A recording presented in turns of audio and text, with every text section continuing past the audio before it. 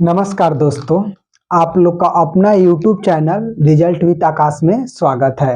दोस्तों हम लोग बात कर रहे हैं सी टेट यानी सी टेट में उन क्वेश्चनों के बारे में जो कि एग्जाम में बार बार पूछे जाते हैं या परीक्षा हॉल में बैठने पर जो हमारे पेपर को हल करने में हमारी मदद करेंगे।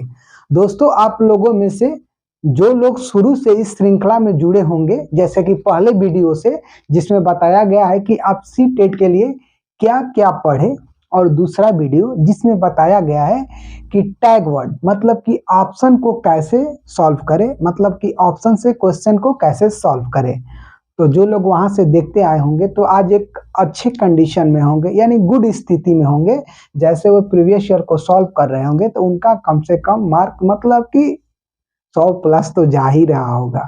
ठीक है दोस्तों, तो इस श्रृंखला में आप लोग बने रहिए, मतलब कि पेपर आते आते हम लोग इसमें बहुत कुछ कर लेंगे। तो आइए हम लोग बात करते हैं आज पहले क्वेश्चन के। कह रहा है जिन पियाजे के संज्ञानात्मक विकास के अनुसार बच्चे संरक्षण किस अवस्था में कर पाते हैं। अब देखिए यहाँ पर एक वर्ड दिया है संरक्षण। अब सभी लोग जिन पियाजे के बारे में जानते हैं कि यह एक संज्ञानात्मक विकास पर अपना सिद्धांत दिए, जिसमें 4 अवस्थाएं दी हैं। कौन कौन? संवेदीय पेशी अवस्था जिसका एज 0 से 2 वर्ष होता है। कितना? 0 से 2 वर्ष। फिर बात करें पूर्व संक्रियात्मक अवस्था 2 से 7 वर्ष होता है। फिर बात करें मूर्त संक्रियात्मक अवस्था जो 7 से 11 वर्ष होता है। और अमूर्त की बात करें तो 11 से 15, 16 या जो भी आगे ये अमूर्त होता है। तो देखिए बच्चे संरक्षण करना मूर्त संक्रियात्मक अवस्था में सीखते हैं। क्या कि यदि आप उन्हें 1 केजी का एक वाट रख देते हैं, मतलब 1 किलो उनके सामने रखते हैं, वैसे ही अगर 1 केजी मतलब कोई और सामान रख देते हैं तो वो बता देंगे कि दोनों का वजन समान है। जबकि इसके पहले वाली अवस्था यानी कि पूर्व संक्रियात्मक अवस्था में यदि आप कोई 1 किलो का बटखारा या बाट रखें और 1 किलो रुई रखें तो वो बता देगा कि जो ज़्यादा है वह ज़्यादा मतलब कि वजन में भी ज़्यादा है और जो कम है वह वजन में भी कम है। लेकिन जैसे ही मूर्त संक्रियात्मक अवस्था में आता है तो अब वह पहचान लेता है। आइए फिर हम आगे बात करते हैं। देखिए क्या कह रहा है, यहाँ पर भरना है और यहाँ पर भरना है। बच्चों के सामाजिकरण के द्वितीय कारक है। अब देखिए हम लोग क्या मानते हैं कि बच्चे का सामाजिकरण मतलब कहाँ से बच्चे समाज के साथ जुड़ता है। तो दिए गए ऑप्शन के अनुसार देखिए परिवार और आस पड़ोस, धर्म और अभिभावक, और उसके बाद क्या दिया है परिवार और धर्म, परिवार और स्कूल। तो हम लोग को दिए गए ऑप्शन के अनुसार परिवार और धर्म इसका सही उत्तर हो जाएगा कि बच्चे के द्वितीय मतलब कारक परिवार और धर्म है। और जब केवल जैसे देगा ना कि जैसे अगर कभी प्राथमिक कारक पूछ देता है ऑप्शन में केवल परिवार हो तो आप उसे टिक कर देंगे।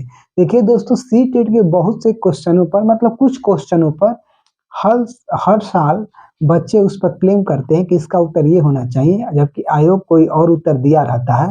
तो ऐसे में उत्तर बदलते हैं, इसके लिए आप बिल्कुल मत घबराइएगा। जैसे प्रीवियस ईयर का अगर सेट पेपर आप हल करते हैं तो आपका अगर मतलब जैसे मान लीजिए आप 100 नंबर के यहाँ पर हल करते हैं तो वो मान के चलिए कि जब एग्जाम होगा पेपर तो आपको वहाँ पर 110 105 जाना दम तय है, क्योंकि उधर से 5-6 क्वेश्चन का मतलब कि उत्तर आपके अनुसार सही होगा और आयोग देता है कि ये सही है तो उसका उत्तर आप लोग को प्लस पॉइंट में मिल जाता है। आइए फिर हम आगे बात करते हैं। निम्नलिखित में से कौन सी अधिगम अक्षमता गणितीय गणना करने की क्षमता के सीधे प्रभावित करती है।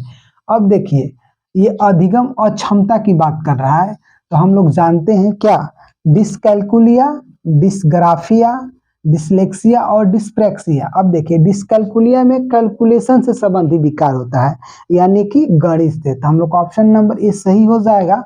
लेकिन फिर हम लोग आगे जानते हैं डिस्ग्राफिया। देखिए इसमें ग्राफ शब्द छुपा हुआ है आराम से। तो हम लोग ग्राफ पर क्या करते हैं, तो हम लोग ग्राफ पर लिखते हैं, फिगर बनाते हैं, चित्र बनाते हैं, यानी ग्राफिया शब्द जब शब्द आ जाए तो वो लेखन विकार है। वो कौन सा विकार है? वो लेखन विकार है। ठीक है। और डिसलेक्सिया, लेक्सिया शब्द जब भी आ जाए तो वो पठन विकार है। और डिस्प्रैक्सिया की बात करें तो यह अंग विकार है। तो आप चारों ऑप्शनों को भी जानिए। दोस्तों आप कभी भी प्रीवियस ईयर के सेट पेपर को हल करिए तो एक बात जरूर उस पर अप्लाई करिएगा। मैं बार बार बताता हूँ कि आप सही ऑप्शन को पकड़िएगा, साथ जो ऑप्शन गलत काटेंगे उसके बारे में भी मतलब कि अपने दिमाग से पूछिएगा कि मैंने इन ऑप्शनों को क्यों गलत काटा है। और जैसे ही आपका सेट पेपर पूरा हो जाएगा आप किसी सहपाठी से उसका डिस्कशन जरूर करिएगा। यह दोस्तों 110 प्लस लाने के मूल मंत्र है, मतलब कि एकदम राम बाण तरीका है, इसे करना ही पड़ेगा। आइए फिर आगे हम बात करते हैं। देखिए क्या कह रहा है दीनू अपना मसालों का कारोबार शुरू करता है। वह 10 केजी हल्दी पाउडर, 8 केजी लाल मिर्च पाउडर और 15 केजी धनिया पाउडर खरीदता है। वह प्रत्येक मसालों के 10-10 मतलब 20-20 ग्राम के छोटे पैकेट बनाता है। उसे बेचने के लिए मसालों के कितने छोटे पैकेट तैयार किए। अब देखिए क्या कर रहा है कि जैसे कोई दुकान खोलना चाहता है तो वो क्या लाया है, 10 केजी हल्दी लाया है। क्या लाया है तो 10 केजी हल्दी लाया है, हल्दी 10 केजी है। फिर आगे बात करें तो 8 केजी क्या है तो लाल मिर्च है और 15 केजी क्या है तो धनिया है। ठीक, देखिए चूंकि क्वेश्चन में तीनों चीज को मिलाकर पैकेट बनाने को नहीं कहा है, लेकिन जब 20-20 ग्राम के ही पैकेट बनाना है तो हम अलग अलग निकालेंगे तो हमको ज़्यादा समय लगेगा, ज़्यादा कॉपी भी लगेगा और कैलकुलेशन भी ज़्यादा होगा। तो हम लोग अलग अलग न निकाल कर जब 20-20 ग्राम का पैकेट ही बनाना है तो तीनों को हम जोड़ लेते हैं। तो देखिए 10 और 15 25 हो जाएगा, 25 और 8 कितना हो जाएगा तो 33 हो जाएगा। ये हम लोग की केजी में है, अगर इसको ग्राम में करने के लिए हम लोग 1000 से गुणा कर देंगे क्योंकि 1 केजी बराबर 1000 ग्राम होता है। ये हम लोग का कितना हो गया, तो ये हम लोग को हो गया 33,000 ग्राम। ठीक, अब 20-20 ग्राम का पैकेट बनाना है तो आप 20 से डिवाइड कर दीजिए।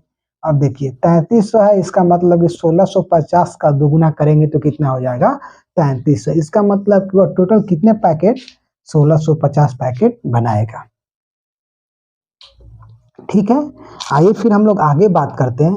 कह रहा है 5 क्रमगत प्राकृतिक संख्याओं का औसत 15 है, पहली और अंतिम संख्या का योग क्या है। अब देखिए दोस्तों औसत से सवाल यह पूछा है। अगर दोस्तों आप लोगों में से जो लोग औसत को अच्छे से समझना चाहते हैं या किसी और एग्जाम उन लोगों को देना है तो आप लोग जाइए प्लेलिस्ट में, आप लोग को मैथ का एक प्लेलिस्ट मिलेगा, उसमें औसत या परसेंटेज कोई भी चैप्टर आप एक बार शुरू से देखिएगा, उसमें औसत देखेंगे तो देखिए बस इतने प्रयोग से औसत उसमें समझाया गया है जिसका मैं थोड़ा सा जिक्र कर रहा हूँ। देखिए 5 क्रमगत मतलब कि प्राकृतिक संख्या है, इसका मतलब उन लोग का औसत का मान, इसका मतलब बीच का मान होगा। ठीक, एक 15 हो गया, एक 14 हो गया, एक 13 हो गया, ये क्रम से है। ऐसे ही 16 हो गया, ऐसे ही 17 हो गया, ये क्रम से संख्याएं हो गई। प्राकृतिक संख्या भी इनका औसत 15 है। अब बात को समझिए उसमें कैसे बताया गया है।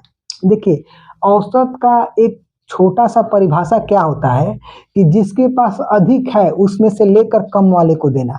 तो देखिए 16 से मैं अगर एक ले लेता हूं तो 14 को दे देता हूं तो ये भी हमारा 15 हो गया ना, ये भी हमारा 15 हो गया। ठीक, वैसे ही 17 से यदि मैं 2 ले लेता हूं, 13 को दे देता हूं तो ये भी हमारा 15 हो गया, ये हमारा 15 है ही, ये भी हमारा 15 हो गया, 17 में से 2 निकल गया तो ये भी 15 हो गया। दोस्तों बस औसत का इतना ही मतलब होता है और इसी कंसेप्ट से दोस्तों पूरा औसत को यानी पूरे एवरेज को पढ़ाया गया है। ठीक है, इसका मतलब क्या हो गया कि 5 अगर क्रम से संख्या है तो 13 14 क्योंकि बीच वाला औसत हो गया, 15 16 17 है। तो पूछ रहा है प्रथम और अंतिम का योग, तो आप बताइए 13 और 17 को जोड़ेंगे तो कितना हो जाएगा। 13 और 17 को जोड़ेंगे तो हम लोग का उत्तर हो जाएगा 30, यानी ऑप्शन नंबर बी इसका उत्तर हो जाएगा। एक बार आप औसत को देखिए, यदि आपके अंदर ठीक ठाक कंसेप्ट बन जाता है तो फिर आप लोग पूरे वीडियो को देखिएगा, माने और सारे चैप्टर को देखिएगा। लेकिन ऐसा बिल्कुल गारंटी है कि आप लोग औसत के देखने के बाद आप लोग मैथ के टोटल वीडियो को देखने के लिए इच्छुक हो जाएंगे। आइए फिर हम बात करते हैं। कह रहा है राष्ट्रीय शिक्षा नीति 2020 के अनुसार अधिगम होना चाहिए। अब देखिए यहाँ पर भरना है किसके अनुसार, न्यू एजुकेशन पॉलिसी जो हम लोग की आई है उसके अनुसार अधिगम क्या है। देखिए एक व्हाट्सएप ग्रुप में या टेलीग्राम ग्रुप में एक पीडीएफ डाला गया होगा, यह भी डाल दिया जाएगा, किससे, न्यू एजुकेशन पॉलिसी से। तो उसके अनुसार अधिगम क्या है, विषय वस्तु अभिमुख, विषय वस्तु केवल नहीं हो सकता है, पाठ्य पुस्तक केंद्रीय भी नहीं हो सकता है, प्रयोगात्मक और व्यवहारात्मक दिया है। अब देखिए ये शब्द भी ठीक है और ये शब्द भी ठीक है, लेकिन ये बेस्ट है। अब पूछिए ये क्यों बेस्ट है और ये गुड है, तो हम लोग को बेस्ट चुनना है, जो सबसे अच्छा रहेगा, मतलब कि बेस्ट रहेगा।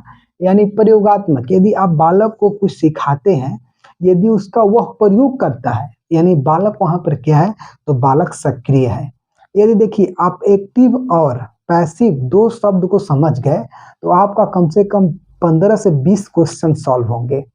अगर जो ऑप्शन एक्टिव दिखे, जिसमें बालक एक्टिव दिखे, उस ऑप्शन को बस पकड़ने आप सीख जाएंगे तो बहुत सारे क्वेश्चन को सॉल्व करेंगे। तो प्रयोगात्मक एक एक्टिव मतलब कि ऑप्शन है, तो हम लोग का ऑप्शन नंबर सी इसका उत्तर हो जाएगा। आइए फिर कुछ आगे हम लोग बात करते हैं। ले वाइगोत्स्की के अनुसार अधिगम क्या है। अब देखिए जब भी वाइगोत्स्की शब्द आए तो आप लोग मेरे साथ बोलिए इनके बारे में क्या जानना है। तो इनके बारे में बस जानना है सामाजिक सांस्कृतिक सिद्धांत, सामाजिक अंतःक्रिया सिद्धांत, सामाजिक संज्ञानात्मक सिद्धांत, सामाजिक भाषा विमर्श सिद्धांत, उसके बाद समीपस्थ विकास का क्षेत्र, स्काफोल्डिंग को बोला जाए तो पार ढांचा मचान। इतना यदि वाइगोत्स्की साहब के बारे में जानते हैं, या एक रूस के वैज्ञानिक मनोवैज्ञानिक है, तो आपके मतलब कि इनका चैप्टर यानी इनका जो थ्योरी है वो आपका क्लियर है। ये क्लियर है आपको तो 2-3 नंबर देख कर जाएंगे, ठीक है। तो हम लोग अब जब भी आपके सामने वाइगोत्स्की शब्द दिखेंगे तो मैं जितना बोला हूँ उतना आप लोग जरूर बोलेंगे, ठीक है। या कमेंट बॉक्स में आप लिख दीजिए वाइगोत्स्की साहब के बारे में जितना मैं बोला हूँ उतना आप एक बार लिखिए। देखिए दोस्तों, आप लिखने से और बोलने से दो चीजों से मत शर्माइए। अगर बोलने सीख गए तो सीटेट जैसे किसी भी एग्जाम में बैठेंगे तो आपको कोई पीछे नहीं छोड़ेगा, क्योंकि आपके बोलने से ना आपका दिमाग वाश होगा। वाश होने का मतलब आपके अंदर जितनी गलत अवधारणाएं हैं सब बाहर आ जाएगी और आपको बोलने का आदत हो जाएगा और वह स्पष्ट हो जाएगा। जैसे आप किसी भी दोस्त मित्र को कुछ समझाइएगा तो आप भटक रहे होंगे, लटपटा रहे होंगे, आपको लगेगा कि ये मैं चीज जानता हूँ फिर भी नहीं बता पा रहा हूँ। बस इसी चीज को हम लोग को निकालना है और वही इस श्रृंखला में हम लोग करते हैं। आइए फिर आगे बात करते हैं। क्या कह रहा है, इनके अनुसार ज्ञान के निर्माण की प्रक्रिया, ज्ञान प्राप्त करने की एक निष्क्रिय प्रक्रिया, अभ्यास व दोहराव की प्रक्रिया, तो इस उद्दीपन प्रतिक्रिया के संबंधों की प्रक्रिया, तो ज्ञान निर्माण की प्रक्रिया किनके अनुसार, तो वाइगोत्स्की साहब के अनुसार। तो ऑप्शन नंबर ए इसका उत्तर हो जाएगा। आइए बात करते हैं छऊ नृत्य किस राज्य के सामान्य लोगों के लोक नृत्य हैं। अब देखिए यहाँ पर आजकल थोड़ा सा फैक्ट बेस 2-4 क्वेश्चन पूछ लिए जाते हैं। तो ये छऊ नृत्य जो है वो हम लोग के उत्तर प्रदेश की नहीं है, असम की भी नहीं है, ये छत्तीसगढ़ की लोक नृत्य है। तो आप लोग नृत्य को शॉर्ट में कहीं पर नोट्स बना लीजिए, आप लोग को पीडीएफ उसका बहुत जल्दी मिल जाएगा। आप व्हाट्सएप ग्रुप से ज्वाइन होइए। और दोस्तों अभी तक मैं आप लोग से बस एक छोटा सा मतलब अपना बात रखना चाह रहा हूँ कि आप लोग को अगर मैं इस वीडियो के माध्यम से अपनी बात आप लोग तक पहुंचा पाया हूं या अपनी जानकारी आप लोग तक शेयर कर पाया हूं, तो आप लोग भी इस वीडियो को शेयर करिए दोस्तों, लाइक करिए, सब्सक्राइब करिए और अपने प्रिय मित्रों के पास शेयर भी करिए। हम लोग मिलेंगे दोस्तों एक और बेहतर क्लास के साथ, तब तक के लिए जय हिंद।